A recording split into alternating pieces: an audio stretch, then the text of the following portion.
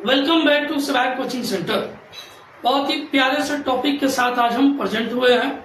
Class 10 हमारा ये next session यानी कि 2026 टू 2027 ये सेशन के लिए हमारा ये चैप्टर क्लास फर्स्ट आज हमारा लेक्चर है, जिसमें हम लोग क्लास 10 के लेसन फर्स्ट हिस्ट्री से हम लोग स्टार्ट कर रहे हैं। इस चैप्टर का नाम है the rise of nationalism in Europe.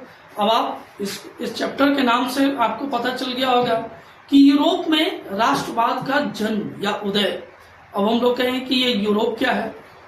Europe किसी आदमी का नाम नहीं है या किसी बच्चे का नाम नहीं है। यूरोप जो है वो एक महादेश है, कंटिनेंट है। 7 कंटिनेंट में से एक कंटिनेंट यूरोप। तो ऐसा कहा जाता है कि यूरोप जो है वो 7 महादेश में सबसे पहले जो वो डेवलप हुआ। तो हम लोग आज उसी यूरोप के जो राष्ट्रवाद है उसको हम लोग स्टार्ट करते हैं। राष्ट्रवाद का जो मीनिंग है, जो मतलब है, वो हम लोग पिछले वीडियो में चर्चा किए थे कि राष्ट्रवाद का मतलब होता है कि अपने देश के प्रति, अपने राष्ट्र के प्रति लगाव, जुड़ाव, उससे कनेक्ट होना। जैसे कि आपके सामने में जैसे ही वंदे मातरम हो या हमारे सामने में अगर जनगण मन स्टार्ट होता है तो हम लोग अपने आप ही तुरंत खड़े हो जाते हैं और एकदम स्टैंड बाई हो जाते हैं, सैल्यूट करते हैं तिरंगा झंडा को। ये सब एक राष्ट्रवाद की पहचान है। तो हम लोग उसी राष्ट्रवाद के बारे में चर्चा करते हैं। तो ये हमारा चैप्टर शुरू होता है एक बहुत ही अच्छे से फ्रांस के आर्टिस्ट से, कलाकार, जिनका नाम फ्रेडरिक स्यूरो। इनको 19वीं सदी में पेंटिंग ये कर रहे थे। इनको एक पेंटिंग करने का एक सीरीज ये बनाया पेंट का, जिसमें 4 पेंट का ये सीरीज बनाया है। और इस सीरीज के जो पेंट का जो सीरीज है उसका नाम उन्होंने रखा था the dream of world wide democratic and social republic by Frederic Sorrieu 1848। 1848 में इन्होंने पेंटिंग का जो एक सीरीज बनाया था। तो इसका ये नाम रखे हुए थे कि पूरी दुनिया एक ऐसा दुनिया होना चाहिए जहां पे लोकतंत्र और समाजवाद इस तरीके की सिस्टम हो। उसमें किसी भी तरीके की ऑटोक्रेट, मोनार्क, ये सब सिस्टम नहीं हो, राजतंत्र नहीं हो, खत्म हो जाए वो सब। तो इन्होंने सपना देखा डेमोक्रेटिक वर्ल्ड का। इसीलिए हम लोग अपने इस चैप्टर का स्टार्ट भी इनके ही इस पेंटिंग से कर रहे हैं। तो फर्स्ट जो सीरीज का पेंटिंग है वो हमको क्या डिनोट कर रहा है, हमें बता रहा है a series of 4 paints dream of world made up of democratic and social Republic. इसका मतलब हो गया कि दुनिया के जितने भी देश है ये एक ऐसा संसार बनना चाहिए जिसमें एक स्वतंत्र शासक हो। शासक के मतलब हो गया कि सरकार हो, जिसमें लोकतंत्र हो, जनता जनार्दन की बातें हो, जनता की बातों को सुना जाए, ऐसा सरकार हो। निरंकुश नहीं होना चाहिए, एब्सोल्यूट जिसे कहते हैं ना पावर, वो नहीं होना चाहिए। इस तरीके की इन्होंने ड्रीम देखा, सपना। First figure shows the people of Europe and America, main and women of all ages and social classes marching in a long train offering to the Statue of Liberty। ये देखिए, the Statue of Liberty as they pass it। इसका मतलब हो गया कि first figure हमें ये बता रहा है कि यूरोप और अमेरिका के जो लोग हैं वो एक लंबी सी लाइन लगा करके वो आगे बढ़ रहे हैं। कहां से? स्टैच्यू ऑफ लिबर्टी से होते हुए, और अपने आप को ये दर्शा रहे कि हम अब आजाद हो गए, डेमोक्रेट हो गए। जिसमें से अमेरिका और स्विट्जरलैंड के बारे में आप पढ़ेंगे कि ये दोनों पहले आजाद हो जाते हैं, तो ये आगे निकल जाते हैं स्टैच्यू ऑफ लिबर्टी से होते हुए। और उनके पीछे पीछे जो जो देश अभी आजाद नहीं हुआ है, जहां भी अभी मोनार्की एब्सोल्यूट है, वे लोग उनके पीछे कदम से कदम मिला करके चल रहे हैं। तो फर्स्ट फिगर हमें ये कह रहा है, फर्स्ट फिगर ये बातों को पॉइंट आउट कर रहा है। आप लोग इसे नोट भी करते चलिए, ये नोट्स है आपके एग्जाम पॉइंट ऑफ व्यूज के लिए, ये बहुत ही इंपॉर्टेंट है। तो आप लोग इसको नोट भी करते चलिए साथ में। जैसा कि आप लोगों को पता है कि क्लास 9 पे आपने फ्रेंच रिवॉल्यूशन पढ़ा था, और जब चैप्टर आपका समाप्त हो रहा था तो वहां पे जब फ्रांस में जो है वो एब्सोल्यूट पावर समाप्त हो गया, उन्होंने जो है वो लुइस 16 को खत्म कर दिया, तो आजादी के लिए सिंबल बनाया। तो सिंबल कहते हैं कि किसी चीज का प्रतीक, उसको देख करके आइडेंटिफाई करना। तो वे लोग सिंबल के रूप में किसको रखे थे? वीमेन को, यानी कि वीमेन को वो लिबर्टी के रूप में वो सिंबल बना करके रखे थे। जैसे हम लोग कैसे अपने इंडिया में भारत को, हम लोग अपने देश को भारत माता कहते हैं। हमारे सामने जब हम लोग 26 जनवरी या 15 अगस्त में जब हम लोग झंडा फहराते, वहां पे भारत के नक्शे के साथ में हम लोग भारत माता का भी वहां पे याद करते हैं, रिमेम्बर करते हैं।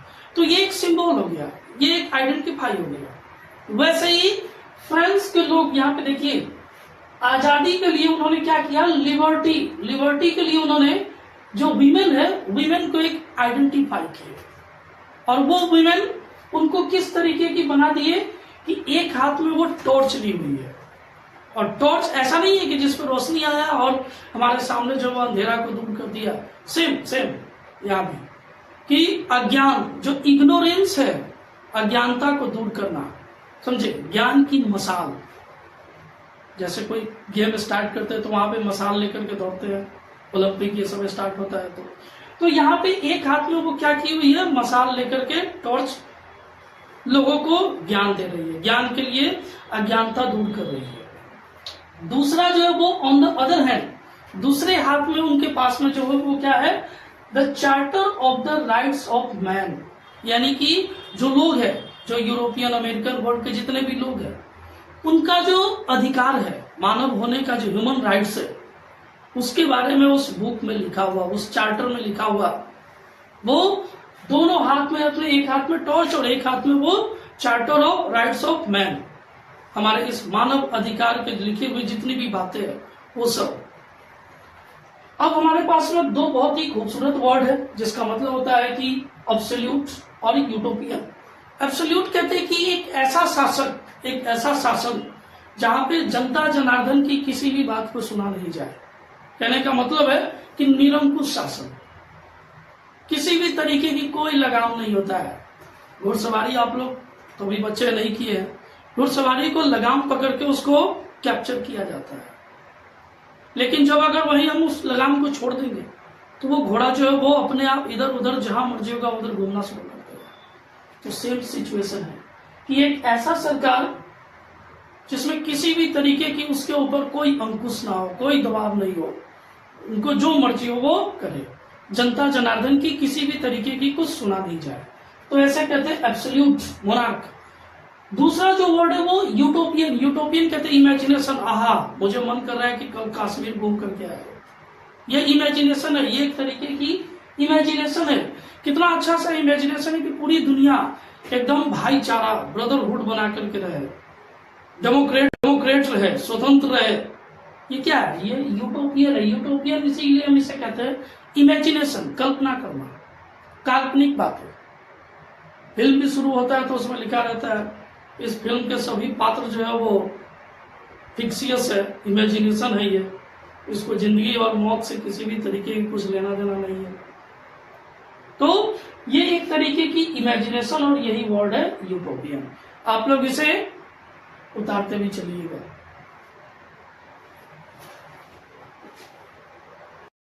हमारे फ्रेडरिक स्योरोक जी का जो है वो फिगर नंबर 3 हमको क्या कहता है वो समझिए।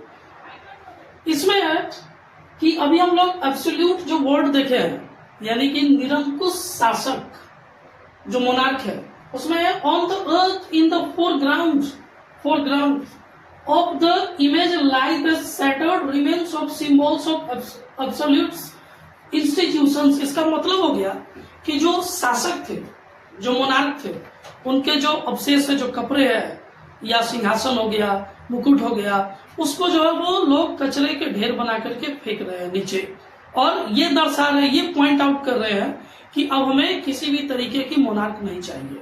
अब हम जो है वो एक स्वतंत्र राष्ट्र बनाएंगे, एक नेशन स्टेट बनाएंगे जिसमें डेमोक्रेट हो, जनता जनार्दन की बातों को सुना जाए, ऐसा स्टेट बनाएंगे, मोनार्क हमें खत्म करना है। तो ये थर्ड नंबर फिगर हमको ये बता रहा है। अब उससे आगे देखिए आपके एनसीईआरटी बुक में, in utopian vision the people of the world are grouped as distinct nations identify their flags and clothes. अब इसमें ये बता रहे हैं कि ये कल्पना कर रहे हैं, यूटोपियन वर्ल्ड ये कल्पना कर रहे हैं कि दुनिया के जितने भी देश है ना, वो सारे देश अपने अपने राष्ट्र को बनाए और राष्ट्र की पहचान के लिए एक उनका अलग यूनिक जो है वो फ्लैग होना चाहिए, झंडा होना चाहिए। जैसे हमारा झंडा कैसा है, सबसे पहले हम लोग अपने सैफरन कलर देखते हैं, फिर व्हाइट देखते हैं, फिर जो है वो ग्रीन कलर, ये हमारा तिरंगा है, ट्राई कलर। वैसे ही सारे देश का अपना एक यूनिक जो है वो फ्लैग होना चाहिए, साथ में उसका एक पहचान होनी चाहिए, समझे, मैप होना चाहिए। तो ये सब यूटोपियन विजन है। आगे देखिए, अब हमारा अगला पॉइंट कहता है कि इस क्रम में जो आजादी का क्रम है, डेमोक्रेट वाला जो लोकतंत्र है, इसमें यूनाइटेड स्टेट ऑफ अमेरिका पहले फ्री हो जाता है।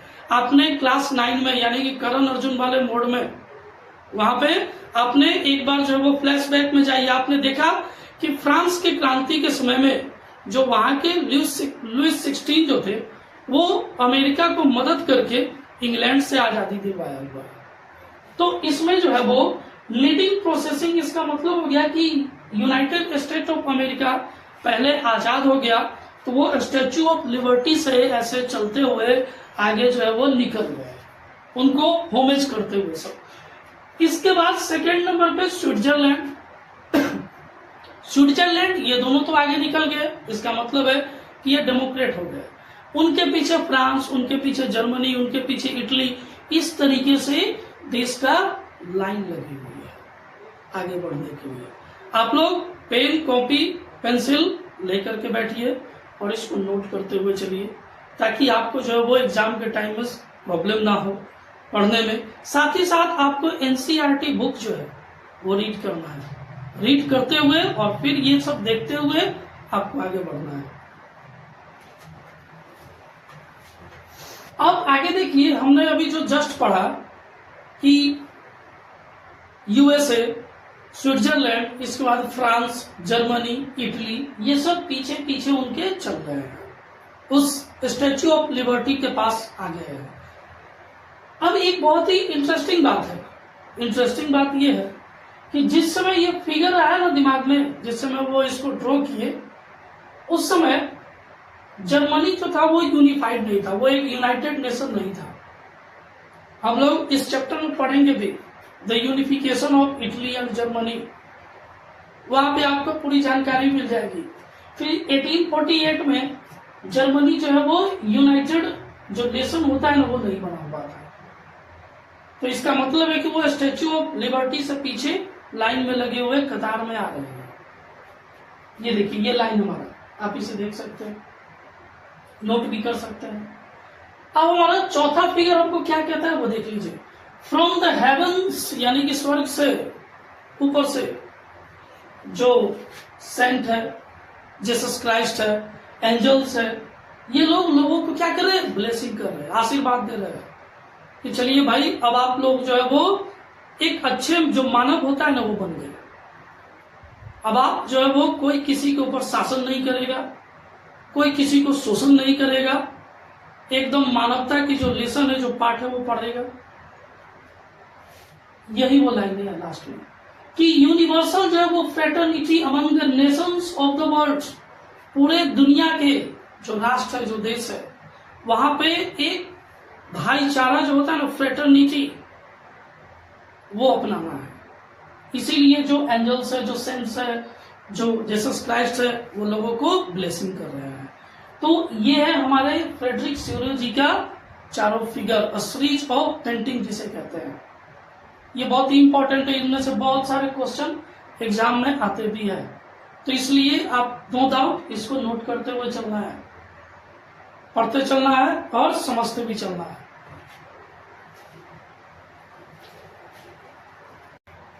अब हमारा इस जो हमारा फ्रेडरिक स्यूरो जी का जो फिगर था, वो जो हम लोग पढ़े, उसमें अब हम लोग लास्ट जो उनके यूटोपियन जो विजन था, उसको समाप्त करते हुए इस टॉपिक को पढ़ते हैं और अपने इस टॉपिक को समाप्त करेंगे।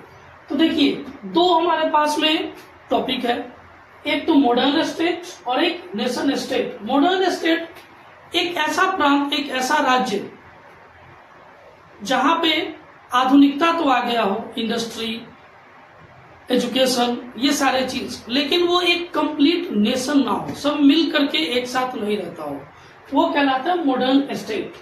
तो आपको यूरोप में जो ट्रीटी ऑफ वेस्टफालिया 1648 के बाद ये शुरू हुआ मॉडर्न स्टेट, जिसमें टेरिटरी, आप कहेंगे टेरिटरी क्या, तो प्रांत, जैसे कि मान लेते हैं कि ये हमारा देश है भारत, सपोज दैट यहाँ पे 28 स्टेट है, सारे ये अलग अलग स्टेट है। अब इस स्टेट में जो ये सब है, ये प्रांत हो गया, ये टेरिटरी हो गया, ये स्टेट सब। अब इस स्टेट को यानी कि यहाँ के जो लोग हैं वो यहाँ जाने के लिए उनको टैक्स देना हो, उनको जो है वो बिजनेस व्यापार करने के लिए पे करना हो, अलग भाषाएं हो जाए, उसमें जो है वो कंबाइन नहीं कर पाए, तो ये हो गया टेरिटरी, यानी कि एक ही देश में अलग अलग प्रांत बन जाना। कहने का मतलब है कि ये इतना ही दो, ये इनके अपनी भाषा, यहाँ पे अलग बिजनेस, सारी चीज।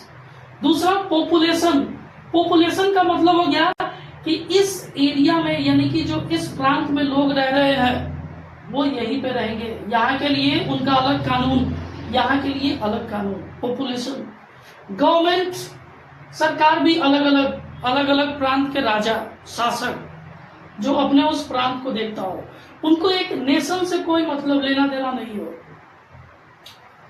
जितने भी प्रोविंसेस है, इनमें से जो है वो सब आपस में अपना अपना डिसीजन जो है वो काम के लिए ले सकते हैं, किसी के ऊपर कोई दबाव नहीं, कोई प्रेशर नहीं।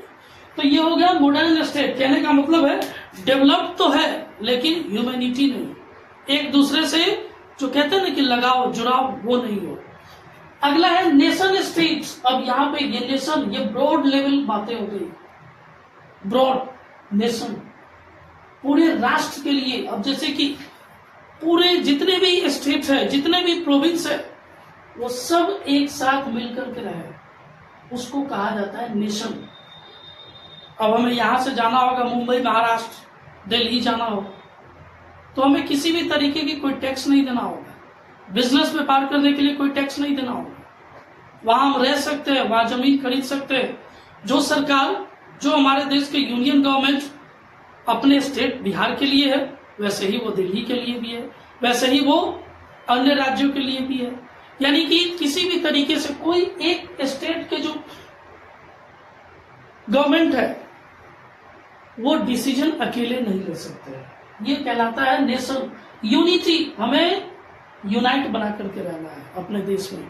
किसी भी तरीके की कोई भी जो राइट होता है, किसी भी तरीके की, चाहे वो धर्म के नाम से हो या भाषा के नाम से हो, इस चीज पे हम लोग राइट नहीं कर सकते। यूनिटी बना करके रखेंगे, brotherhood, same culture, language, history. हालांकि अपना जो देश है वो तो विविधताओं का देश है, लेकिन विविधता होते हुए भी हम लोग इंटीग्रिटी को बनाए हुए हैं, यूनिटी को बनाए हुए हैं। हम लोग कल्चर को रिस्पेक्ट करते हैं, एक दूसरे के धर्म को, एक दूसरे की भाषा को। तो इसीलिए हमारे देश में ये जो कल्चर है यूनिटी का वो बना हुआ है। तो ये दोनों दो अलग अलग वर्ड, इसे हमें समझना है। ये क्वेश्चन आता भी है, डिफरेंस, तो आप लोग इसको जरूर पॉइंट आउट कर लीजिए। अब हम लोग इस चैप्टर को लास्ट करते हैं। प्लेबिस्टिक एक टॉपिक है, एक वर्ड है जिसका मतलब होता है कि संग्रह, जनमत संग्रह जो होता है, यानी कि एक ग्रुप ऑफ पीपुल जो है वो एक साथ किसी बात के लिए, किसी समस्या के लिए, या किसी भी मैटर, किसी भी तरीके की जो इश्यूज होता है उस पे वो एक साथ जो डिसीजन लेते हैं वो प्लेबिस्टिक कहलाता है। हमारे इस एनसीईआरटी बुक में है। तो आप लोग जो है वो हमारे पढ़ाने के बाद अपने एनसीईआरटी बुक को भी रीड कीजिए। अब हमारा अगला जो टॉपिक होगा वो होगा the French revolution and the idea of nation. ये हमारा अगला लेक्चर होगा, जो आप लोगों के लिए हम अगले लेक्चर नेक्स्ट वीडियो में लेकर के आएंगे।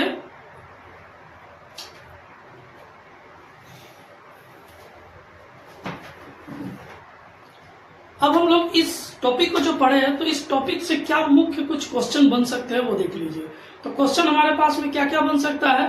तो क्वेश्चन, सबसे पहला क्वेश्चन तो यही होगा कि ये जो फिगर है, जो पेंटिंग है, वो किसने दिया, पहला कब दिया, ये हमें याद रखना है। दूसरा जो बनेगा वो क्वेश्चन बनेगा कि उस फिगर में द स्टैच्यू ऑफ लिबर्टी जो है वो क्या आइडेंटिफाई कर रहा है, ये क्वेश्चन हमारा हो जाएगा।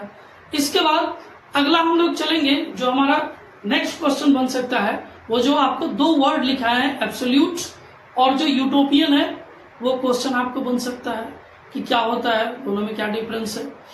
इसके बाद हमारा जो क्वेश्चन हो सकता है, जो अभी लास्ट हमने किया, मॉडर्न स्टेट और जो नेशन स्टेट है, इन दोनों के बीच में क्या डिफरेंस है।